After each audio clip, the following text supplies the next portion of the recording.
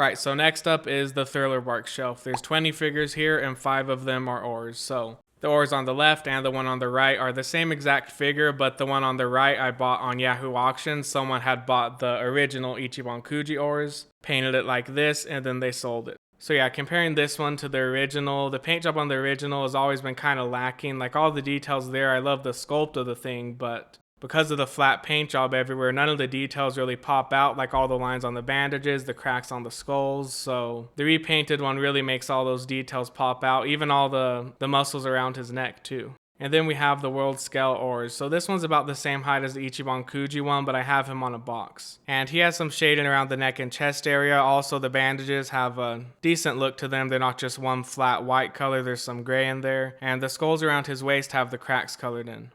Then in front of this ores, I have 2 WCFs. So the one over here is the older one. He's got kind of like chubbier, chunkier proportions. You can see he's got really big feet and legs, while the other one over here is more proportionate. And also on the first ores, the paint job's kind of sloppy, kind of flat and plain, just like with the Ichiban Kuji ores versus the World Scale ores. It's kind of the same thing here going on, where the paint job is lacking on one of them, but a lot nicer on the other one. Like look at this one. So this one's based off the art that's on the Log Collection DVD covers. That's why he's wearing all those chains and all that. And yeah, I'm pretty impressed with this one. Like out of all the WCFs that I own, this one kind of stands out above the rest. Like everything's pretty nicely colored. He has that worn out look in the bandages. Even the cracks in the skulls are colored. The lines between the teeth on the skulls and also on Ors himself. The stitching looks really nice also, and so does the SC900. But I like this other one too. It has its own kind of charm. And I've always loved the giants and ancient giants in One Piece. They're one of the most interesting things about it to me. I always love learning about their history, and I hope that more is shown about Ors at some point. Like I'd love to actually see him when he was alive doing whatever it is that he did, pulling continents. Then next to these Ors figures is the DX7 Warlords Gecko Moria, which is the same set that the Hancock and the Whitebeard shelf is from. And he's one of my favorite characters. I love his weirdly shaped body. That's one of the things I really like about One Piece is all the weirdly shaped characters, and he's just a likable character, at least to me. I tend to like characters and things about characters that a lot of people seem to find annoying. Like, I love all the laughs in Thriller Bark, Moria's laugh, Hogback's laugh, Perona's laugh. 3 of the best in the series, and all of them are in the same arc. It's actually been a while since I've watched it, and I still need to read it. I've never read Thriller Bark, but it's one of my favorites. I love the Halloween theme. I like everything about it, really. Everything I've mentioned, plus more. Like, there's a lot of good moments in there. The nothing happened moment. Plus, of course, everything with Brook. Brook and Laboon's story is one of my favorite things in the whole series. And there's so many funny little moments with the zombies, like the part where Luffy pushes that one back into its grave. And I also like the Zoro and Sanji zombies, and of course Lola is amazing. I really wish they would make like a bigger figure of zombie Lola, or just regular Lola even. But yeah, I do need to get that Lola WCF. Alright, so the next figure is the WCF Dr. Hogback. I think there's only this WCF of him plus one little other minifigure. So I do wish they would have made at least a few more figures of him. Then behind him we have the sculptor Sindri. So this is a pretty unique figure, probably one of my favorites out of all my figures. I like the pattern on her nightgown, well, the texture I mean, like that texture she has on the nightgown, and the eyes also have a really unique look to them. Then in front of her I have the supermodeling soul Gecko Moria. And I think this is a great one too. I really like this one and the other one that's near him. Then behind that one is the Portrait of Pirates Perona. Unfortunately, mine is kind of broken. Some of her bootstraps have broken off. I glued those back on, and also one of her pigtails broke off, so I had to glue one of those back on also. And she comes with an alternate head, so you gotta switch the pigtails out to whatever head you want to use. So now she's stuck with this face, and I don't want to take the risk of switching the arms out because she does also come with some different arms, maybe one, can't remember exactly, but yeah, you could put her in a few poses, and she also comes with these 2 little ghosts. I have one of them here in the collection, the other one's put away somewhere. But yeah, I think it's a great figure. Oh, and also the base that she's on is a custom acrylic base that I bought off Yahoo Auctions. It's not the original base that she comes with. The original base is a lot bigger, and it wouldn't allow me to fit these 2 figures this close to her if I had her on that base. Then up there behind her is the Grand Line ship's Thousand Sunny. And it almost didn't make it into my setup this time. I just couldn't find the right spot for it. Then I realized that it'd probably fit good here since this is the first place that they go with it. But yeah, it's a great figure. I like the paint job on it. I like how they did the grass and the little trees, and also the way they colored the wood. And there are some stickers on this, just like with the Moby Dick from the same line. But they're mainly for the windows and doors and little stuff like that. The main thing itself is pretty much painted. Then next up we have Ryuma. So this one's part of the Soul Gorgeous statue line, and he's also sculpted by Iwakura Keiji. And he also sculpted this brook over here from the sculptures line. Then below the brook we have some more world scale figures. So we have Moria, Chopper, Brook, and Nightmare Luffy. And yeah, these are like really tiny, especially the Chopper. I'm surprised I haven't lost him yet, but I've been really careful because, he just sits there. He doesn't stick on at all. And I wish they would have made more of this line. This is the only line that actually made the characters to scale with each other. I mean, there's a lot of other lines where you can kind of mix and match them to get them to be the general sizes they should be around each other. But the sizes are crazy in One Piece, so I understand why there's no line that's really too exact with it. But yeah, these are really fun to put around the world scale ores. I like to put Chopper in his mouth sometimes and on his arm, wherever. I just wish we would have seen more of these. It would have been really fun. Then next to Brook, we have Nami in her wedding dress, and this one is also part of the sculptures line. Then down here we have a classic, a WCF Gecko Moria. I think this is the first one they made of him, and it's still my favorite one. I do have a few more WCFs of him that I haven't opened, but this one just has like a certain something about it, so I think this one's going to remain my favorite. And since we're on this topic, I might as well show some other stuff now, otherwise I'll probably never get around to it. So here's the stuff that didn't make it into the shelf. A lot of it isn't even opened yet. Like, I really want to put these 3 ghost ones into my collection. But I don't know, they just didn't really fit in this time. So maybe in a year or two, when I feel like redoing it again, I could give Thriller Bark one of these longer shelves and fit a lot more stuff in there. And then I have this unopened box of some minifigures and another unopened box that I bought just for that Moria. And the Perona too, but I mainly bought it for the Moria. And I also have some more minifigures, but these ones are opened. I just have them in the Ziploc bags for now. And here are some setting materials. So I got these on Yahoo Auctions. Now Yahoo Auctions is called like J Direct items or something like that. But yeah, that's where I got these. So these are like what they use when they're making the anime. I think they draw these and then they use them for like as like references as they're animating it. And of course these aren't their originals. Someone on Yahoo Auctions was just selling these copies, and you can tell some of them look pretty terrible. But at least the ones with the characters on them look decent. They're just really interesting things to own. I love being able to see the process, and there's still more of them that I don't have. Alright, so now we're on to the next shelf. This is my Skypiea Shelf, and there's 6 figures in here. So starting on the left, we have the Masterlize X piece of Maru Eneru, which is something I never thought they'd make. I was like really surprised when I saw that they were actually making this. And I think it turned out pretty good. I like the coloring on the body. You can see some different shades of blue, some purple in there also. And he's pretty big. I think he's currently the biggest Masterlize X piece figure. He's as big as a Portrait of Pirates Maximum, like here he is with Big Mom, Luffy, and Jinbei. So yeah, this figure has a good size to it. Then next to him, we have the sculpture Skypiea Nami. So a chunk of the Climb Attack is missing on mine because I bought it used. But yeah, it's a good figure. It's not often we get figures of Nami and her Skypiea look. I mean, Skypiea figures in general are pretty rare. And this one released at least a decade ago. The paint job on the shorts is pretty decent, and I also like how they did the hat. He's a Masterlize X-Piece figure, and he released pretty recently along with the Amaru Eneru. And I ended up liking this one more than I initially thought I would. I like the simple pose. I feel like it does a good job capturing his character. Even the face looks pretty spot on to me, and that's always one of the most important aspects. Though I would have liked to have seen some shading on his clothing, but it's not really something I think about when I'm looking at him in this shelf, so I'm pretty happy with it. I don't really feel a need to search for any other Eneru figures. I'm good with this one. Then down here is one of my favorite creatures in One Piece, the Southbird. One of Oda's greatest creations. I love every scene that he's in, and I also like how in Cricket's house he has like the little gold Southbird statue. Then once they get to Skypiea, there's even bigger Southbirds, so it just gets better and better. Then next up, we have another Iwakura Keiji masterpiece. This, I cannot believe they made this, just like with the Amaru Eneru. I mean, this feels even less likely to happen than the Amaru Eneru did. But yeah, it happened, and it gives me hope that maybe we could get some more stuff like this in the future. And then next to Kagura, we have the Sculptures Wiper. And this is a pretty nice one. I love the paint job on him, and then the pose is pretty good too, and he also has his giant bazooka.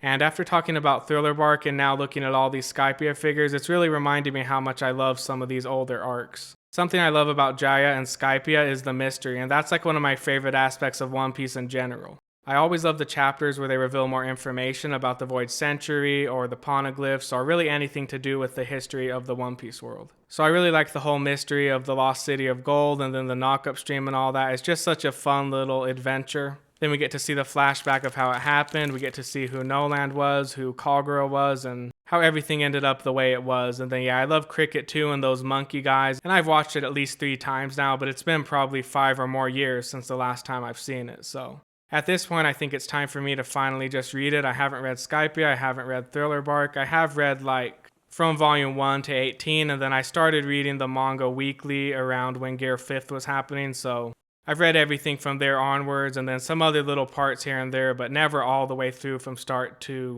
where it's currently at. So that's something I really want to get around to doing. And I do have all 4 of the box sets. I was debating if I was even going to show them here, but since I'm talking about it here, they are all 4 of the box sets. And then I also have the volumes after the 4th box set up to like volume 107. So that'll be it for this shelf. Now let's go down to the 4 Emperors shelf. So there's 7 figures here. On the right side, I have the original 4 Emperors, and then I have 3 of the new 4 Emperors on the left side, and then of course Shanks is over there since he's part of both. So starting on the right, we have the Portrait of Pirates Maximum Big Mom. And this is a great one. I love how she has Prometheus and Zeus on her arms, and you can take them off, but the color of Prometheus is on the arm under Prometheus, and the color of Zeus is on the arm under Zeus. So it just doesn't look good without them on there in my opinion. Though Prometheus is pretty tall, he adds a lot of height to the figure, so by taking him off you would be able to fit her in some tighter spaces. But yeah, she's great. I love how they sculpted her whole body. You can see like her fat just hanging and plopping over her knee as she's kind of twisting back with Prometheus for her punch or whatever she's going to do with him. And then yeah, you can see just fat folds everywhere on her neck, on her arms. It's a beautiful thing. Then next to her is the Masterlize XP Shanks, and his cape kind of lines up with the curve of Big Mom's belly, so I figured that was a good spot to put him in. It creates like a little window for it. And something I've always liked about this figure is the shading in the hair. Overall, it's a pretty good one. Then next to Shanks is the Figure Art Zero Kaido. So I think the pose of this one is taken from a moment in the manga, like when he first goes up to the rooftop and changes back from a dragon into his regular form. And this figure also comes with some little effect pieces to kind of match that moment from the manga, but I don't have them on mine right now because they kind of get in the way. He wouldn't have been able to fit that close to Big Mom if I would have put them on. Actually, there is enough space for them except for this one because Whitebeard's in the way. And he also comes with a stand, which I'm not using, like a base, and it's pretty big, so this setup wouldn't even be possible if I was using the base. And it's a pain to get him onto it anyway because you're supposed to hook these 3 rocks onto it, and then the 3 rocks are supposed to also hook up into his cape, and no matter what I tried, I just couldn't get all 3 to hook in at the same time. It's just really annoying to try to get all of that hooked together. And I'm not the only one with that problem. So yeah, instead of putting him on the base, I just kind of lodge the rocks under his cape, his coat, whatever that is, and then that works good enough to hold them up. And there were a few times I considered getting the Portrait of Pirates Kaido, but it just wasn't the look I was going for. Like I wanted Kaido in his regular form with no dragon aura on his back. So I decided to stick with this one and I'm happy with it. Like when something costs that much, $400, $500, the littlest thing that I don't like about it is going to make it pretty easy for me to say no. And I like how on the Figure Art Zero Kaido they used actual chains here. Not that there's anything wrong with having them sculpted, but I just thought it was a cool detail. The next to Kaido is the Masterlize X piece Whitebeard. This one's from the same set as some of the figures in my Whitebeard shelf up there, like the Ace, Marco, Vista, Jozu. All of them plus Whitebeard are from the same set. So yeah, I think this one's pretty good. He does have a little bit of shading on his pants, like really light, kind of dusty looking shading, but it's enough to not make it look really plain and flat. But yeah, I like this figure. I like the face. He's laughing there, holding a sake, and then next to Whitebeard is the Masterlize X piece Blackbeard. And this one's a part of the new 4 Emperors Ichiban Kuji set. Shanks is also part of the set, and so is the buggy behind Blackbeard. So this is a great one. It's still my favorite Blackbeard figure as of August 2025, which is when I'm recording this audio. And they have been making more post-time skip Blackbeard figures recently, which is a good thing because I love Blackbeard. I love his post-time skip design. It's probably one of my favorite character designs in One Piece. So I'm looking forward to seeing what other Blackbeard figures come out in the future, but for now I'm really happy with this one. Then up there behind him is the Masterlize X piece Buggy, and I really like the shading on this one, like throughout his whole bodysuit. Even on the hands they have little bits of like lighter blue shading. So yeah, it's a pretty nice figure. Then next to Buggy we have the Beyond the Level Luffy. So I like how they sculpted the legs on this one. They really look rubbery, like the way they have them bending there. And then I like it all the way down to the foot and how the sandals are kind of like flopping under his foot as he's jumping up. And that'll be it for the 4 Emperor shelf. Now let's move on to the final shelf in the collection. So this is one of those shelves that's kind of a mix of things. It's not sticking to one specific arc. So on the very right, we have Kizaru and the little Vegapunk. But yeah, this one's pretty great. Vegapunk down there and then Kizaru there. I'm not sure exactly what line this one's from. Maybe Super Styling, Super Modeling Soul, I don't know, but you'll see it up there. Or somewhere on the screen. Then above him is the Masterlized X-Piece Luffy and Vegapunk. So the pose for this figure was actually taken straight from the cover of this issue of Shonen Jump. It's always interesting seeing figures made from stuff like that, and yeah, I think the figures themselves turned out great. Luffy has some shading all throughout his egghead outfit, and I especially like how they did the boots on this one, like that little band of shading around the bottom of the boot, and then there's also some at the top of the boot. They even put some color in the very bottom of the boots, like you can see some orange in there. And Vegapunk looks great too. He has some shading throughout his lab coat, and everything else about him looks pretty good too. He's amazing. He's definitely one of those characters I want to see more figures of. Hopefully there's more to come. Then behind them is the portrait of Pirates Kuma. So I have this one on top of volume 48 of One Piece because I wanted to make sure he was visible behind all these figures in front of him. But yeah, this Kuma's pretty good. I do wish they would make a new one at some point though, instead of just releasing this one again, which they did like last year. But yeah, that's that one. Then down there we have the Grand Line Series Egghead Nami and the Grand Line Series Egghead Sanji. And because of their giant egghead boots, they don't even need their stands. They're stable enough with just the boots, so they can fit in a lot easier into smaller spaces like this. Then in between them, I have a King of Artists Law. He's pretty good. Then next to Sanji, we have the Masterlized X-Piece Rob Lucci. Yeah, there it is, Awakened Rob Lucci. And behind him is the Masterlized X-Piece Stussy. So I like this one. I think it's pretty good, though it does have a few issues like the loose left wing, and the finish on the wings themselves just looks really extra plasticky. So it would be interesting to see what a repaint of this one could look like. Then next to her is the Masterlized Koala from that same set with Dragon and Sabo. Pretty good koala figure. Then next to her is the King of Artists Snake Man. So this is the second, I think it's the second release of this one. It's called like King of Artists Snake Man Special Version or something like that. And I like the paint job overall more than the original, because like on the original one, the smoke was just translucent. It looked really cheap. But on this one, they gave it kind of a cloudy look, which I think looks much better. And yeah, also the paint job on his shorts I think is a little bit nicer. There might be some shading in there, but it's been a while since I've looked really closely at it. Next to him is the King of Artists Monster Point Chopper. So this is a pretty good beast. He has some decent shading going on throughout all of the fur. And yeah, he is small when you consider that he's Monster Point Chopper, but I still enjoy it just as it is. Like, I'm glad we got it at all. And it would have been great if they would have also released a pre-time skip version of this same figure, like just change the hat, the color of the shorts, and maybe a few other things. I don't have that version in front of me right now, so I'm just going off my memory. But yeah, that moment from Enies Lobby is really what I associate with Monster Point Chopper, so it would have been great to get another version that looked like that. And yeah, I know a figure of him in that look does exist, but I would like one to be like standing up more like this one is. Then below Chopper, we have the Soul Gorgeous statue Zoro, which is another sculpture by Iwakura Keiji.